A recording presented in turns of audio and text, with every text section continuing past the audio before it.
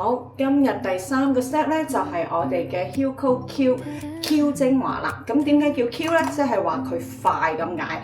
佢咧係幫助我哋咧之後搽嘅護膚品咧更加吸收，所以我哋叫佢做護膚品放大鏡。一般嚟講咧，你啱啱開始用我哋套產品嘅時候咧，一泵搽晒成面。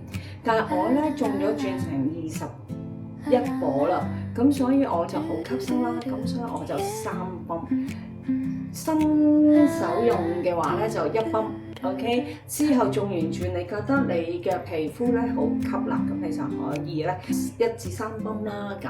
咁我重點咧其實係裡面咧係有4種嘅成分啦，令到佢咧更加容易吸收啦。精華裡面咧而成嘅複合物裡面咧係源自有一個咧酵母嘅成分叫做 Active Glow， 跟住做到咧快速吸收啦，有效美白同埋改善皺紋，同埋佢可以做到咧修復肌膚嘅狀態，好似咧我眼皮呢度啦，我嗰個膠原蛋白即係流失得快，所以呢邊會凹陷啲嘅。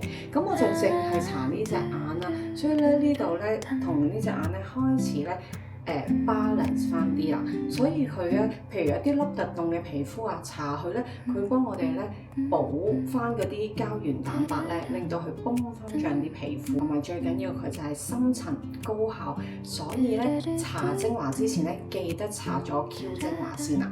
咁我今日介紹咁多，下一個 step 第4個 step 咧就係介紹我哋嘅搽得嘅水光針玻尿酸精華。